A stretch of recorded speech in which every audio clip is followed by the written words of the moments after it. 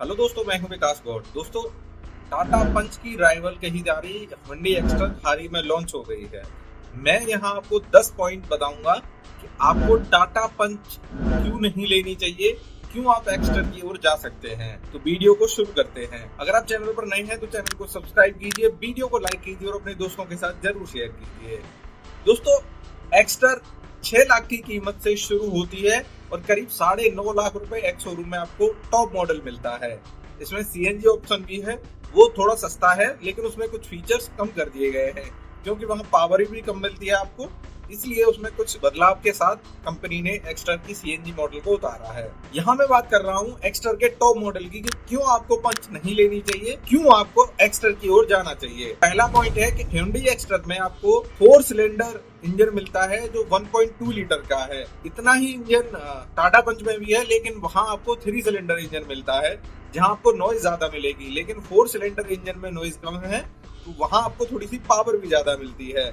लेकिन on paper बात करें तो पावर आपको टाटा पंच में ज्यादा मिलती है। तो पहला पॉइंट ये है कि वहां आपको इंजन 4 सिलेंडर मिलता है जो कि नॉइज कम प्रोड्यूस करेगा। दूसरा पॉइंट है कि इसमें आपको 6 एयर बैग सेटअप मिलता है जो स्टैंडर्ड है, जो टॉप मॉडल और बेस मॉडल में एक जैसा है, लेकिन इसकी सेफ्टी रेटिंग नहीं आई है तो मैं उस पर ज्यादा कुछ नहीं कहूंगा।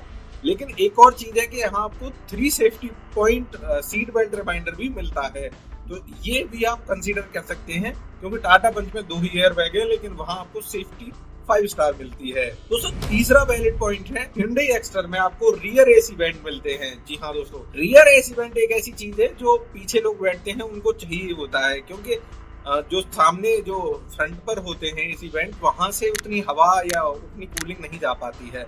लेकिन मैं खुद टाटा पंच ओन करता हूं तो मैं कह सकता हूं कि टाटा पंच की एसी बहुत अच्छी है, लेकिन जब एसी वेंट पीछे दिए गए हैं तो वो वहां से कंट्रोल कर सकते हैं कि उनको कितना थ्रो चाहिए, कितनी किसकी तरफ एसी वेंट्स होने चाहिए। तीसरा वैलिड पॉइंट मैं ये कह सकता हूँ। हुंडई एक्स्टर में चौथा वैलिड पॉइंट है कि यहाँ आपको जो ड्राइवर सीट है वो एडजस्टेबल मिलती है, हाइट एडजस्टेबल उसमें है, तो वहां आप अपनी सीट को ऊपर कर सकते हैं, नीचे भी कर सकते हैं, तो ये एक अच्छी बात है। पांचवा पॉइंट है कि उसमें टीपीएमएस सिस्टम मिलता है।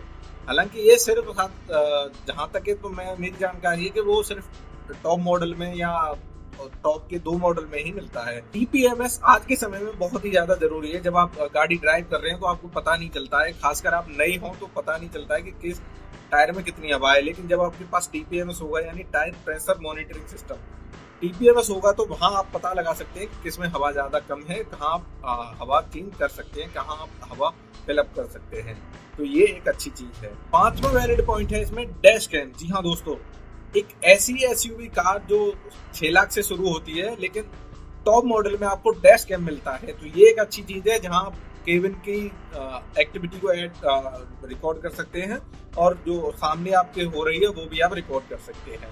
ये एक्सीडेंट के समय ज्यादा सही रहता है क्योंकि कोई भी अपनी गलती मानता नहीं है, तो उसमें आप पता लगा सकते हैं कि गलती किसकी है, तो ये एक अच्छी चीज हुंडई एक्स्टर में मिलती है, टाटा पंच में आपको नहीं मिलती है। तो ये आपका छठा वैलिड पॉइंट है। हुंडई एक्स्टर में सातवां वैलिड पॉइंट टाटा पंच के ऊपर ये है कि उसमें आपको सनरूफ मिलता है। जी हाँ दोस्तों, इस प्राइस रेंज की कार में शायद ही किसी में सनरूफ होगा, लेकिन यहाँ आपको प्रोवाइड किया जा रहा है।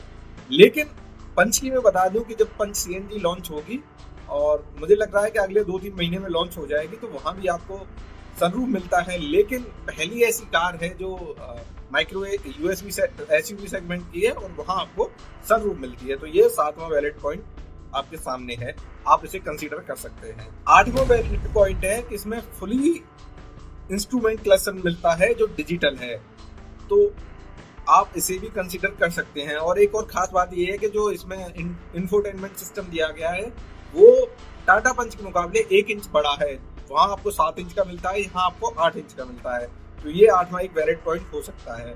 9वां वैलिड पॉइंट है कि इसमें आपको फ्रंट में एक 12 वोल्ट का सॉकेट मिलता है और एक टाइप सी भी चार्जर के लिए सपोर्ट मिलता है। खास बात यह है कि इसमें वायरलेस चार्जिंग की सुविधा भी दी गई है, तो ये टाटा पंच में मिसिंग है, ये और एक वैलिड पॉइंट है।